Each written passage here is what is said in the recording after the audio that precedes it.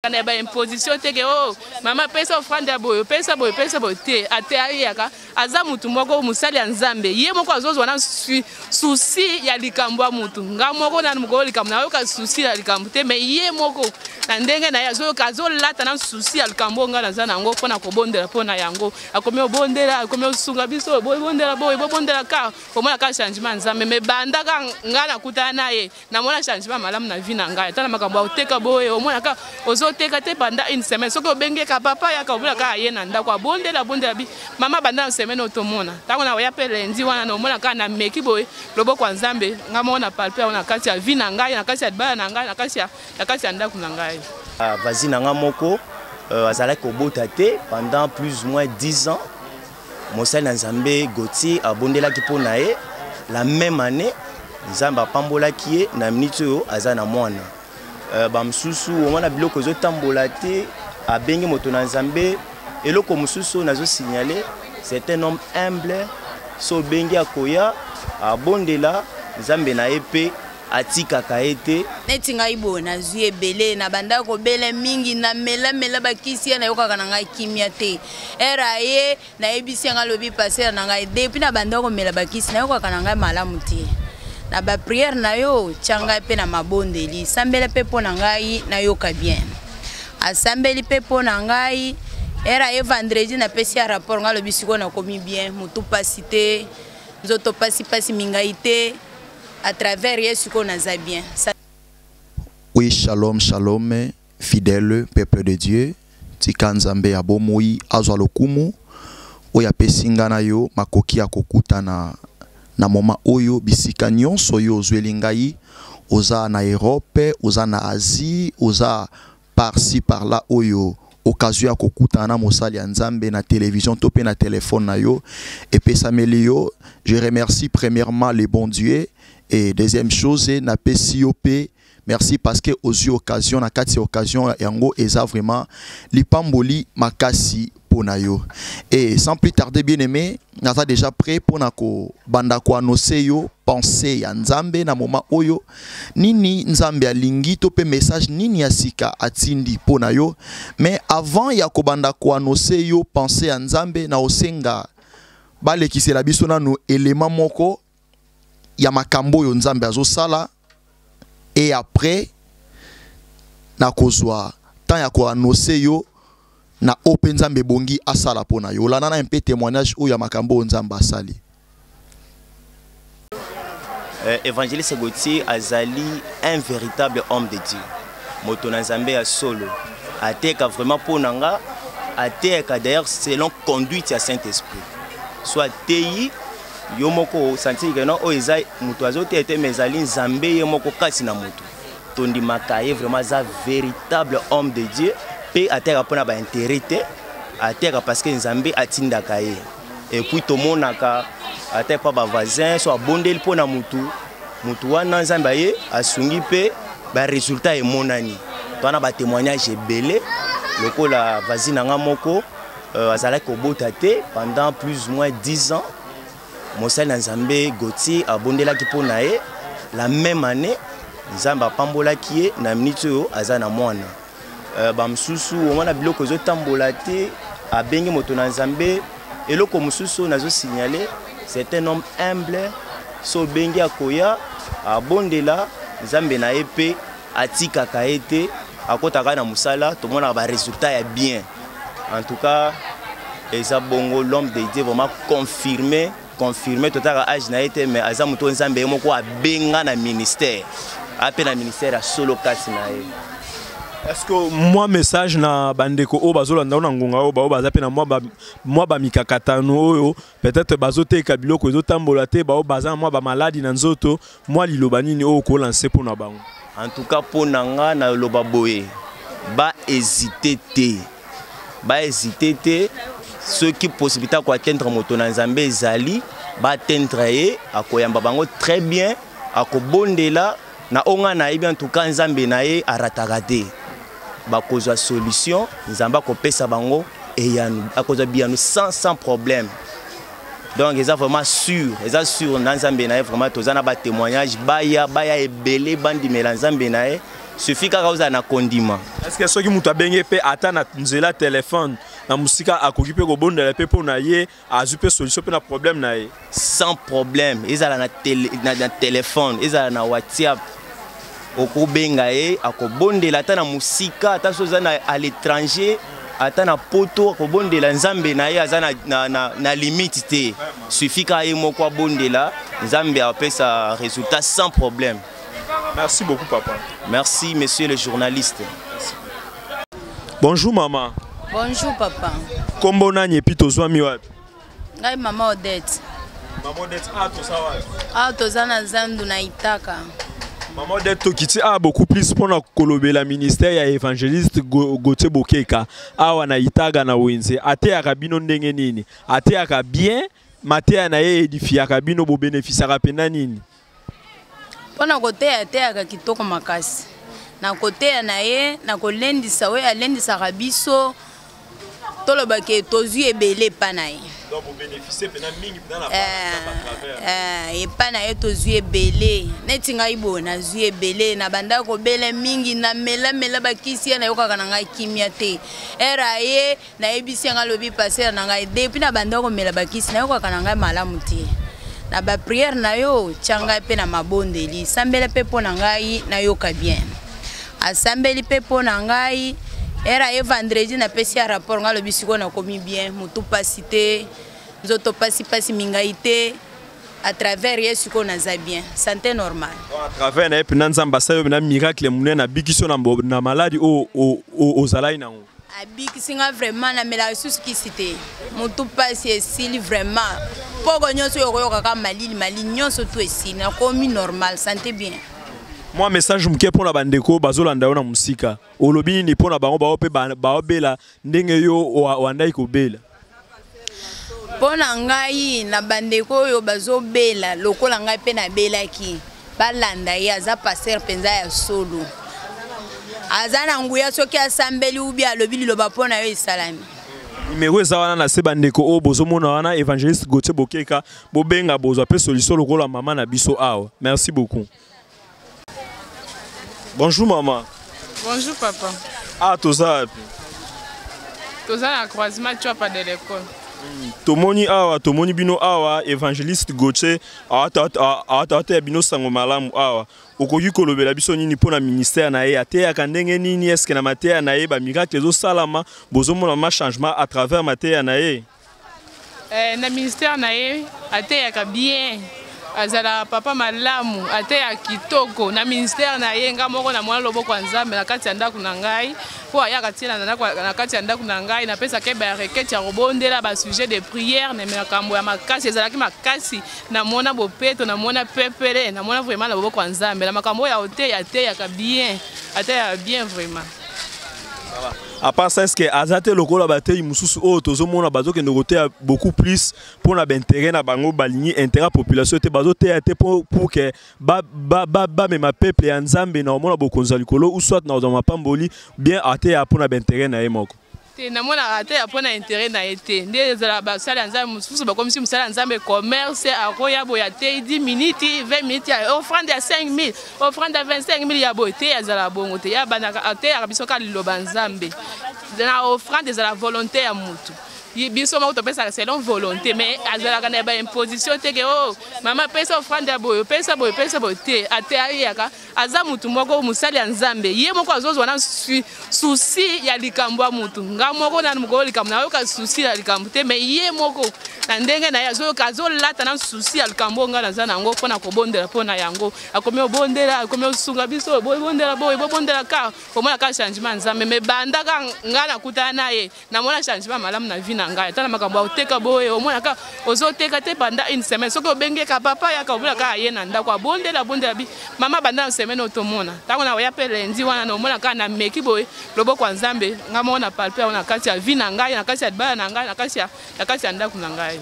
Skoli loba nini o pesa na bana nzambe o mususu bazolanda o bao bazana ba problème bao baza ba mikakatano pona vie na bango ngana oyebisa bango ka basoutenir musala nzambe balanda ye bayoka ka oya zoloba to sala boy to kota jeune boy to banda boy to sala boy bayoka ye po ezalaka baloba ke jamais Mutoko pensa que le docteur a soigné bien tel ce que vous avez été. Il faut l'anda dans des docteurs, il faut un traitement, il faut un boy. Au comment le bon kwanza, mais on a soutenir yé, va soutenir yé, va landa yé, va payer sa confiance et pas en Zambé na yé pour ezayete, Zambé ou yaza katina yé, ndazo sa na yé makamba minene. On a zoé bisaba onka va soutenir musala Nzambe, azane loko Nzambe, azam musali munene. Parmi ba kombo e otombwama, ata 2020, ata 2025 na kati ya Kinshasa, à cause la parmi comment on a eu liboso à cause parmi Nzambe ba okende liboso. Merci beaucoup maman. Merci papa. Oui, j'espère qu'il est bien aimé. Olandi témoignage oyo mama oyo apesi concernant makambo Nzambe asali pona ye. Nena biso ke Nzambo tote akabino tote akaye pona ba présenterité to pe pona ba ventirité. Tote akaye vraiment na ba réalité parce que to yebi ba grandeur na makambo ya salaka. Donc na oya sali pona ndeko oyo landi sikoyo. C'est possible à salangope pona yo bien-aimé. Témoignage même oyo ndeko apesi concernant makamususu amoni Nzamba salelie nanga moko atikala ko yebisanga te mais na yeko zongo comme surprise tango batie caméra liboso na ye. Et moi je crois que année oyo kaka ndenge okutani na maloba ya Nzambe na télévision na yo bisika tu yozali na mboka tu yozali oza na Amérique oza na Afrique du Sud oza na Canada na France c'est partout pendant que makambo est compliqué na vie na yo makambo ezo simbate bien aimé je crois en mon Dieu que ndenge si occasion ya kokutana na nga na télévision na moment oyo que Nzambe wana a coopéré quelque chose na vie na yo ndima que Nzambe wana azana makoki. Bien aimé, et ana likambu moko teza likola Nzambo tozo salila. Talaka tondima totika nyonso na ba âge otoza nango to mi pesa na makambo Nzambe. Donc ce n'est pas pour rien que tondima Nzambe wana. Mais to mona bilembo ya Nzambe wana asa vraiment na bomoi. Et bomoi wana eza pour opérer ba grande chose na libota na ye. Parmi libota na yo pozana kati yango na bike obika bolamu Nzambe na aneo na kombo Yesu. Landa siko message na lingi na peso développement concernant passage oyo tozo développer na moment oyo. Je suis dans le livre d'Esther. Esther chapitre 1er son verset 5 à 6. Je lis ou à 7 jusqu'à 7 je lis la parole de Dieu.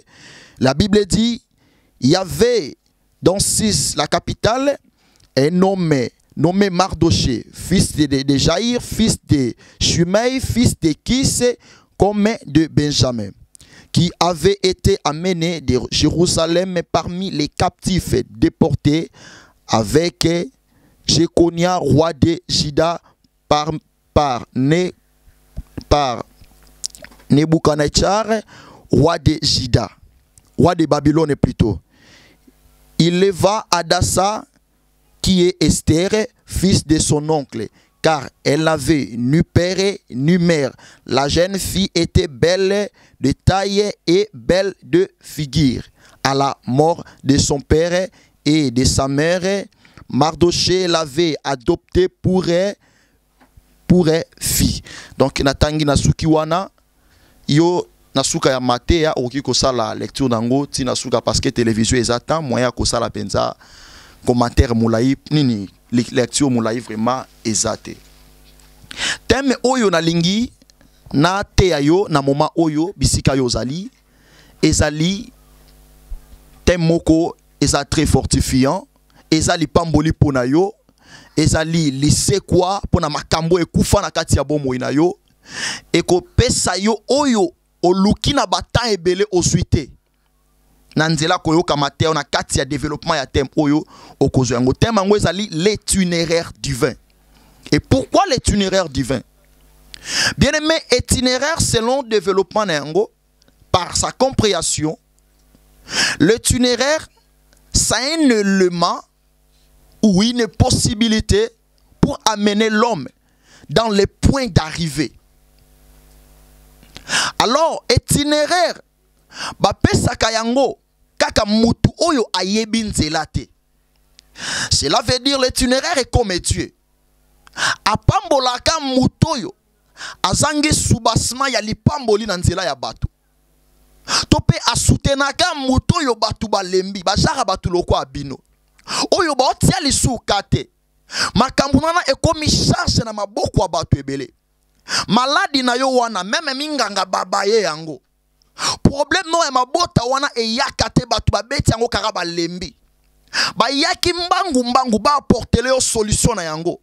Mais loko ba moni charge na bango, charge na yango plutôt. Eza na compétence na bango te. Ba négliger yo. Baso contrôle lisusu te. Aujourd'hui tu es abandonné bien-aimé. Mais yo kanga na ebisa yo. Na nzambo na sote ya yo. Azana ba possibilité. Kaka ndenge bango babayaki yo. Ba négligeaki yo. Yesu kwa bandana yo pour que yo kende liboso longa. C'est pourquoi alobi na ngana te yo sur le itinéraire du vin. Ba pesaka itinéraire toujours na mutu o ayebi nzela te.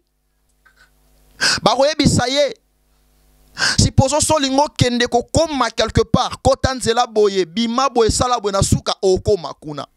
Et ndenge to ka beaucoup plus bandeko pe ba utaka ba voyage, ba expliquera biso na tambola ki 10 km à pied, après avoir ko tambola 10 km à pied, na kati si ba rivière, dans na kati ba rivière, na yeko bima na bifurcation na zui mutuka ndeko misinga tina kata Kinshasa. Yango ba bengi na kombo ya itinéraire. Alors nzambe pe na kati ya makambo na ye. Na lipambo lip na ye po na libota na ye, eza na formule ya itinéraire. Bien aimé na kati ya itinéraire, batala ka biloko mibale. Et loko liboso eza référence, pe mibale eza point d'arrivée to bisike bongi okoma. Lokola na kati ya makomi Bible betelinga. Lisolo ya ndeko to tikotanga mobali na kombo ya Mardoché. Bible lobike Mardoché va transporter comme un esclave. Or, avant de transporter Mardoché comme un esclave, Nzambe a préparé qu'il y pamboli pour Mardoché. Mais pour que Mardoché a soit li pamboli, on a pas manière nini. Que tangu Esther a koko ma reine, alors Mardoché a pambola mananzela ya Esther. Mais pour que Mardoché a pambola mananzela ya Esther, et c'est là que Nzambe a lekisa Mardoché na itinéraire moko.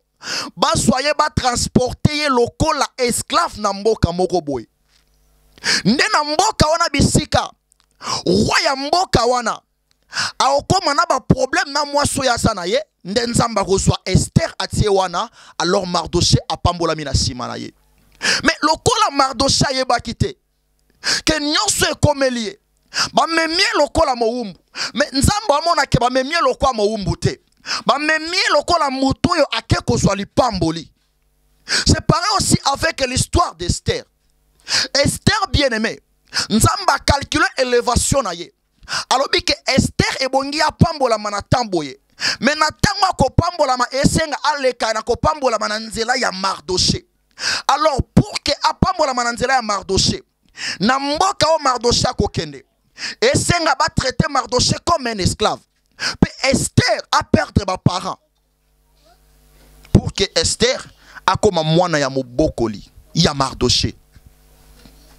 Numéro de téléphone nangai ezawana bengangai yo ba problème ezo tungisa na lobi plus 243 81 70 18 8 42. Évangéliste Gauthier Bokeka eza affiché na bande écran na yowana. Yo makambo eza ya ndenge na ndenge benganga o témoigner ndenge mama wana témoignaki. E ngana olo ba témoignage na yo kutu eoleka oyaye. Parce que Nzambe na biso Nzambe ya mesure mon côté. Soit ça qui na muta liboso na dimension moko ya mibalo ça na 4e ou 5e dimension. Alors ngana on dima oyo sala pona yo eleka sala ki pona témoignage kutu yo landi. Nzamba permettre ba parents ya Esther bakufa. Enfin que Esther akoma mwana mobokoli ya Mardoché. Parce que Nzamba otala que Mardoché ba osoye loko l'esclave. Alors pendant que Esther osala mwana na ye et osenga ba kende na ye. Mais na mboka wana nde bisika o Esther aokoma reine. Bien-aimé yo kana ebisa yo.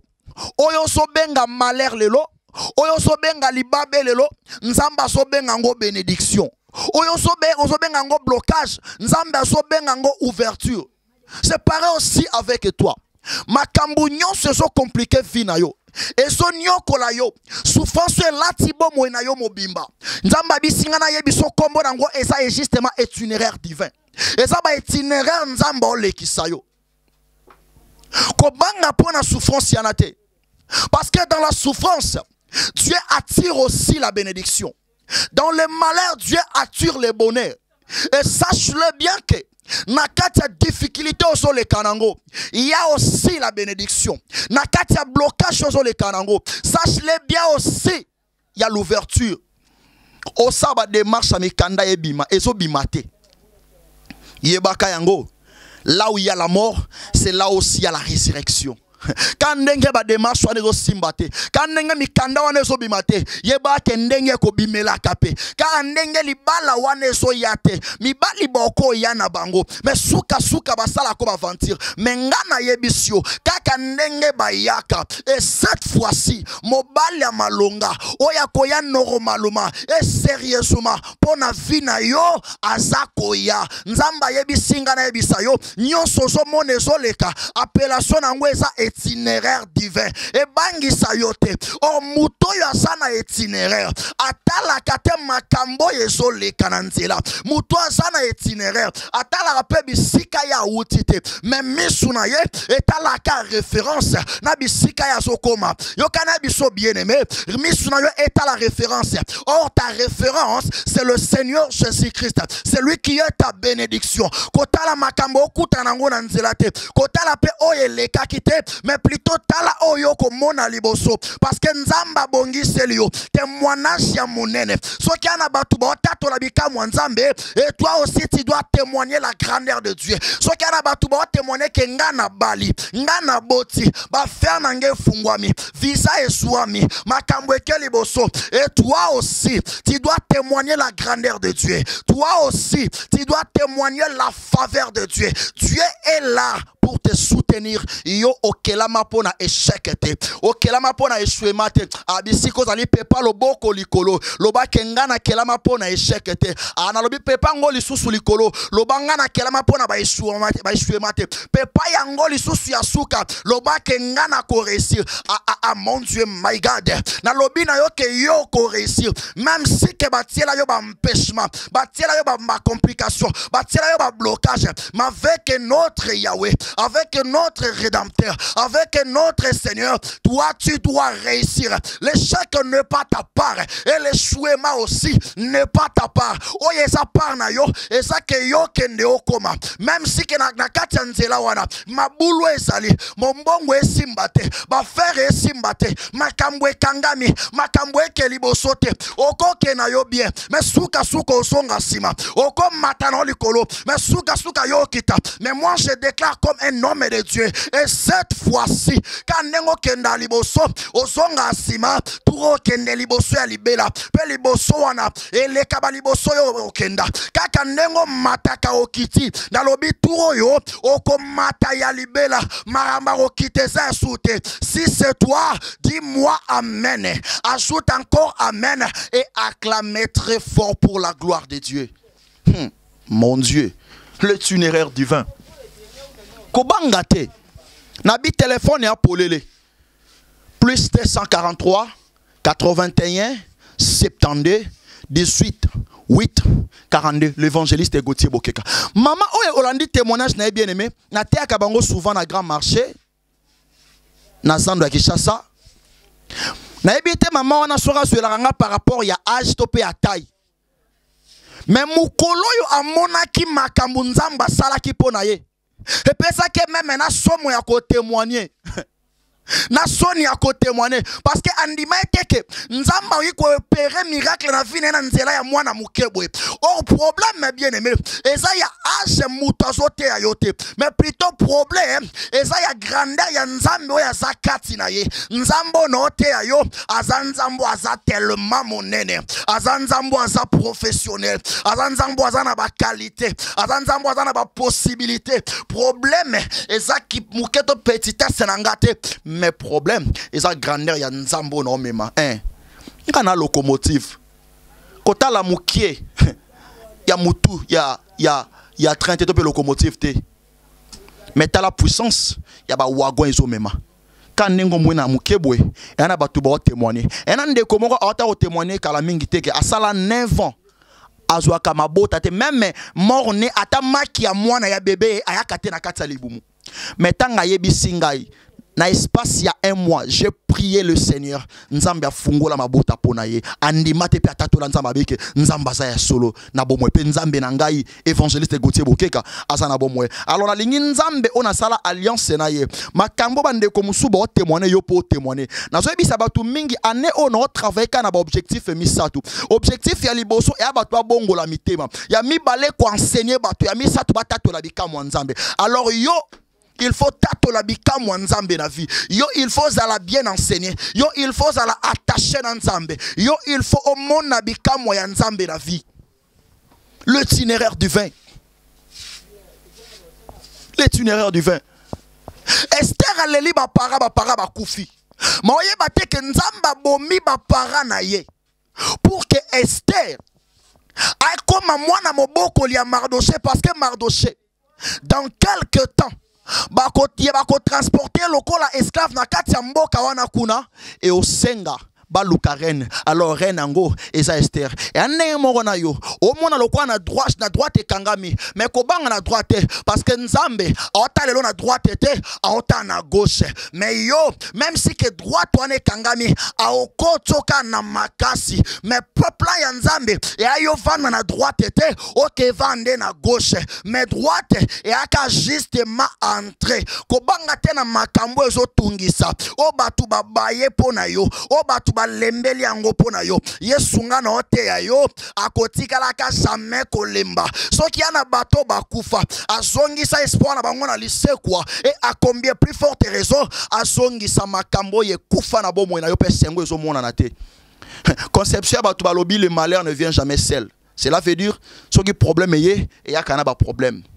Mais na conception pe ya nzambe na plan ya nzambe Nzambe pas lobby, le malheur ne vient jamais seul. Quand le malheur arrive, la solution aussi arrive. C'est pourquoi na bisayo pendant que ba problème ye wana, pendant que mikande so bimate, pendant que ba yebi ke yaya kenda poto, kuna zo travailler pour makambo simba. So ka yebi si bango ke non soit ba ondi mate, ba kanza lokolo lokota ka kuna ko lokota. Nzo kande makambo simba te. Mengana yebi sio pendant que malheur wana ye bara ke bonheur wana ye, bonheur pesa wana. Tu ba yeba kaka ke David azaki na solo banyama mais ba yeba te azaki pe na solo ya royauté eza ndenge moko na yo ba yeba ke za na solo ya problème mais ba yeba te ke za pe na solo ya solution ba yeba ke za na solo ya kozanga ba yeba te ke za pe na solo ya kozwa makambo ane kangami na poto zo simba te pona yo na déclarer na kombo Yesu efungwama na déclarer na kombo Yesu yo kende liboso na déclarer na kombo Yesu yo témoigner bikamwa na déclarer na kombo Yesu expérimenter bolamwa nzambe na ane oyo batu balinga te peu importe ba situation ya makambo le kanango peu importe ya grandeur ya problème au sanango reçois cela la guérison au nom de Jésus reçois cela la solution au nom de Jésus reçois cela bete la Yesu maboko na kombo ya Jésus bisika yo zali nzambe alola a visiter yo na ebike ane oyo makambo efungwama témoignage ekoma esika et cette fois-ci et asu témoignage te makambo kangamaka témoignage a tour ekomi makambo efungwami témoignage a tour na masolo ekomi ke ona banda ko zanga na zui tika nzambe nanga a visiter yo na biki ane oyo eza meilleur ko banga tenyo sozo mona yaka justement itinéraire divin. Saoul na kata libota na biso loka suka Saoul na kata libota na ye ba olela banyama babungi bakeluka nzoka nde lola esepela parce que libota ya Saoul bazui roi na kombo ya Saoul. Bien aimé, beaucoup t'en a quelque chose et pas nzambe. Il faut les kaka na canal moko. Mais si on comprend te oko bengango malheur. Mais ngana na compréhension. Nzambe ebi singa na bisayo et a malheur te et a ka couloir ya bonheur à côté sio. Que Yahweh vous bénisse. Numéro nanga yango wana plus 243. Évangéliste Gauthier Bokeka 81 72 18 8 42. Benganga ozana makambu tu ezotungisa. O wapi, o na Londres, o na Allemagne, bengangai. O na Afrique, bengangai. O na Chine, bengangai. Bisika to zali ko résister te benganga parce que nzamba tielinga eloko ezali pamboli na yo. Alors ebongina déclarer pour na yo nzamba ofungola makambu. Merci pena yo ozana posa ya ko soutenir vraiment musala oyo. O remarqué message ozama moulayi, mais télévision ezangonga. Alors avec le temps, na ba moyen na bino boko fungola motema pour que musala nzambe et salama okobanda pe kolanda message molai. Alors tous on a besoin vraiment il y a contribution na bino pour na kozwa place ya kotia église ya Nzambe pour na lobiko ya peuple de Dieu Nzambe ya kobosa na bino te. Benganga na numéro eza affiché na bande d'écran na yo.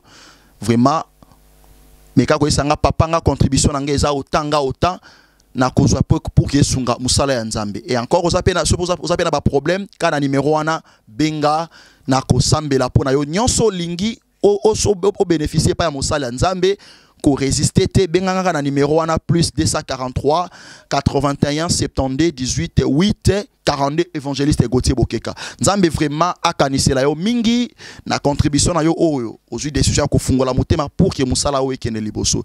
Bien aimé bato bongyo soutenir na makambo Nzambe nde bato bazote ya bino boye Nzamba robosa na yo te. Parce que tout ça la musala Nzambe na tracasserie te mais tout ça la musala pona intérêt ya libota ya Nzambe. Na habité soki ndambwa espace ata ekoza na suka batela osusu élément ya témoignage ya suka et kozavama lipamboli pona yo que le Seigneur vous bénisse. Merci.